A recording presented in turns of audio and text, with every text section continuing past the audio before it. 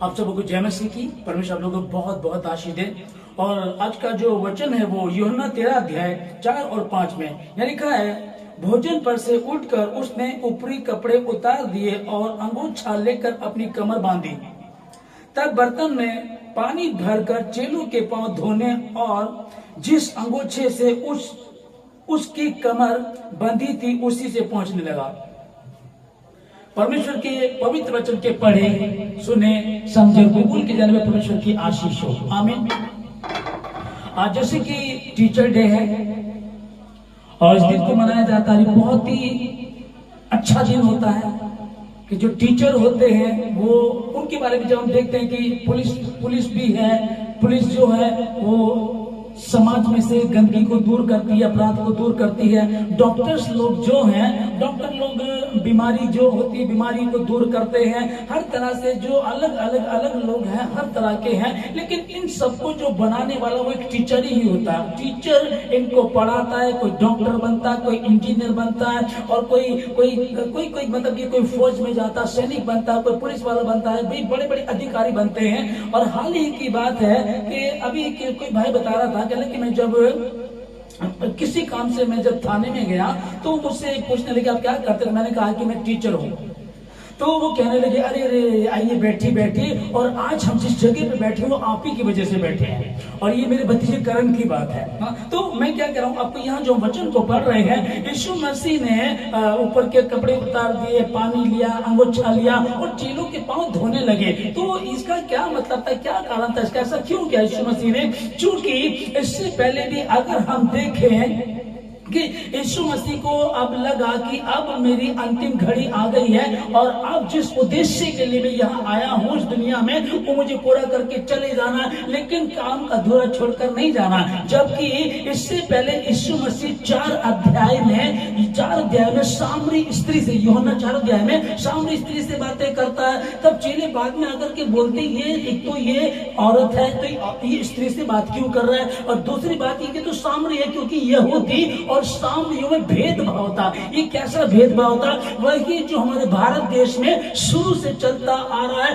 ये कई 100 सालों से चलता आ रहा है। और यहाँ तक कि भीमराव बाबा अंबेडकर साहब हमारे भारत देश के जो संविधान के रचयिता हैं, उनके विषय में भी जब हम देखते हैं, उनका इतिहास जो हम पढ़ते हैं कि उनको स्कूल के अंदर बिठाया नहीं जाता था। जिस मटके में दूसरे बच्चे, ऊंची जाति के बच्चे पानी पीते थे, उसमें उनको नहीं दिया जाता था, उनका मटका अलग रखा होता था। और ये ऐसा नहीं है ये 200-300 साल पुरानी बात है, ये ऐसा नहीं है, ये कई जगह आज भी ऐसा पाया जाता है। धर्म, जाति, भेदभाव, ऊंची जाति, नीची जाति। तो जो आज टीचर डे है, टीचर डे का मीनिंग क्या है, क्या मतलब है? कई जगह टीचरों ने भी बच्चों के साथ, छोटी जाति वालों के साथ भेदभाव किया। हम न्यूज के माध्यम से इन चीजों को सीखते हैं। तब यीशु मसीह के जिस वचन को हम लोग पढ़ रहे हैं, प्रभु यीशु मसीह को पता चला, प्रभु यीशु मसीह को जब पता चला कि उनको ये था कि अब मेरा समय नजदीक आ गया, मुझे दुनिया छोड़ करके जाना है। तो चेलों में कई बार वो देखते थे,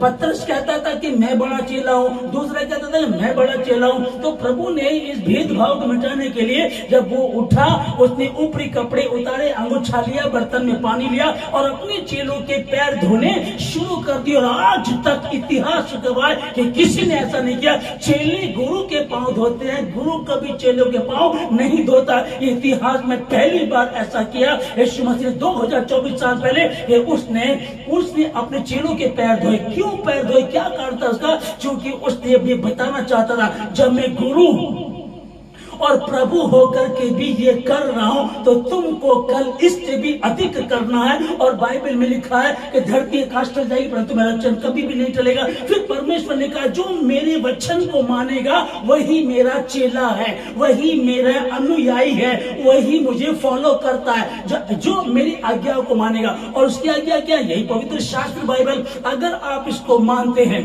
आप कहें मैं तो बहुत पहले से क्रिश्चियन हूँ, आप कहें मैं तो बिशप का बेटा हूँ, मैं तो पादरी का बेटा हूँ, मैं तो पॉप जॉन के परिवार का हूँ, कोई फर्क नहीं पड़ता इन बातों से। अगर आप इस वचन को आदर नहीं देते हैं, आप कोई भी क्यों ना हो, क्योंकि परमेश्वर कह रहा है कि मैंने तुम्हें कभी भी नहीं जाना। कई बार हम देखते हैं इन चीजों को कि परमेश्वर स्पष्ट मना कर दिया, मैंने तुम्हें कभी भी नहीं जाना। 5 मूर्ख थी, 5 बुद्धिमान थी, बुद्धिमान की तैयारी थी, यीशु मसीह आया, दूल्हा आया और अपने साथ लेकर चला गया। जिनकी तैयारी नहीं थी बाद में आई, कहने की प्रभु हम आ गए हैं। प्रभु ने कहा मैंने तुम्हें कभी भी नहीं जाना। वचन को आदर देना, वचन को मानना, इसीलिए यीशु मसीह ने कहा था, इसीलिए यीशु मसीह ने अंगूठा लिया, बर्तन लिए, उनके पैर धोने शुरू कर दिए, क्योंकि आने वाले कल में परमेश्वर जानता था, क्योंकि वो दुनिया का रचयिता है, वो पहले, वो आदि है, वो अंत है, वही अल्फा है, वही ओमेगा भी है, वो सब कुछ जानता है क्या होने वाला, उसको पता था। भेद होंगे, भाव होंगे, ये प्रॉब्लम्स होंगी, और यहूदियों में है, ये यहूदी ऊंची जाति के हैं, ये सामरी, ये छोटी नीची जाति के, इसलिए कोई उनसे बात नहीं करता था और स्त्री से बैठ करके भी बातें करने लगा। यीशु मसीह जब वो उसको उस याकूब का जो कुआं कहलाता है वहां एक स्त्री आती थी, पहली बात वो छोटी जाति की, दूसरी बात वो व्यभिचार नहीं पाई जाती, 6 पति कर चुकी थी, वो ऐसा उसका 5 कर चुकी थी, 6ठा उसका पति था, इतना बुरा उसका जीवन था। लेकिन यीशु मसीह ने जब उससे बातें की, हम जिस चीज को आज जो टीचर डे है, तो बेस्ट टीचर डे कौन हुआ, द रियल टीचर जिसको कहा जाता, उसके विषय में मैं आप लोगों से बात कर रहा हूं। परमेश्वर मेरे द्वारा आप लोगों से बात करा। यहां हमने यूहन्ना की किताब को देखा, यीशु मसीह उनके पैर धोने लगा, और मैं और आप, हम जो परमेश्वर के हैं, चूंकि एक टीचर जो पढ़ा रहा वो भी टीचर है, और मैं जो आपको सिखाता हूं मैं भी टीचर, जबकि मैं कई बार देखता हूं कि मेरी क्वालिफिकेशन उतनी नहीं है, मेरी कोई ट्रेनिंग नहीं है, उसके बाद भी परमेश्वर ने मुझे लिया और इस्तेमाल करना शुरू कर दिया। क्यों ऐसा हुआ? क्योंकि उसने अपने वचन को आदर दिया। जहां हम पढ़ते हैं पहला कुरिन्थियों 1:26-27 में कि परमेश्वर ने जगत के मूर्खों को चुन लिया ताकि ज्ञानवानों को लज्जित करे। अब ज्ञानवानों को लज्जित करने का मतलब ये नहीं कि मैं विद्वान हो गया हूं, अब लज्जित करता फिरूं, बल्कि इसलिए जो तुमको तुच्छ समझते थे, जो तुमको आदर नहीं देते थे, जिन्होंने जिस पत्थर को राजमिस्त्रियों ने ठुकरा दिया था, उसी को परमेश्वर ने कोने के सिरे का पत्थर बना दिया, उस मूर्ख को चुना और विद्वान बना दिया, कहा कि ताकि जो ज्ञानवान समझते अपने आप उनको लज्जित करे। और जिस चीज को हम लोग यहाँ पढ़ रहे हैं, टीचर्स डे के बारे में जब पढ़ रहे हैं, तो मैं देख रहा था, ये आज की बात नहीं है, कोई ये 2004 या 5 की बात है, हरियाणा की। उन दिनों में वहां सेवा किया करता था, एक प्रिंसिपल थी, वो मेरे साथ संगति किया करती थी, तो उन्होंने एक स्कूल खोला हुआ था, और स्कूल का रिजल्ट था। एक समय जब स्कूल का रिजल्ट था तो उन्होंने मुझसे बात की, कहने की पास आप ऐसा कीजिएगा, आप कल आना और कल बच्चों का रिजल्ट है, मैं चाहती हूँ आप पहले सुसमाचार प्रचार करें और उसके बाद अपने हाथों से उनको रिजल्ट दें, और जो गिफ्ट है फर्स्ट सेकंड थर्ड वो भी आपके हाथों से दिया जाए। मैंने बोला आपके पति आप उनके द्वारा कीजिए। उन्होंने नहीं कोई नहीं करेगा, मुझे प्रभु कह रहा है कि आपके द्वारा किया जाए। आप समझिएगा कि परमेश्वर ने जगत के मूर्खों को चुना, मेरी क्वालिफिकेशन 0, मेरी ट्रेनिंग बाइबल ट्रेनिंग 0, पर परमेश्वर ने चुना, उठाया और कहा, उसने उनको कहते हैं कि उसने जमीन पर से उठा करके चट्टान पर बिठा दिया, क्योंकि उसका वायदा है। उसने जगत के मूर्खों को चुन लिया। उस जगह जब मैं वो रिजल्ट उनको फर्स्ट सेकंड थर्ड का बांट रहा था, मैं सच में मेरे मन में मेरी आंख भर आई और मैं सोच रहा था कि सचमुच खुदा महान है।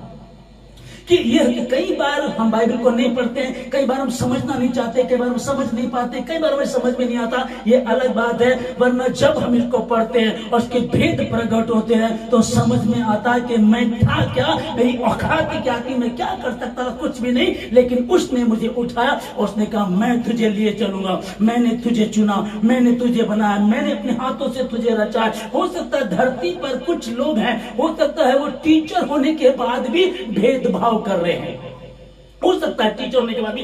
एक बिहार की मैं एक टेस्टमनी को न्यूज को देख रहा था, मैं बिहार की एक न्यूज को, कि एक पिता अपनी लड़की के साथ 5 साल से, सगी बेटी के साथ, सगा पिता 5 साल तक उसके साथ दुष्कर्म कर रहा था।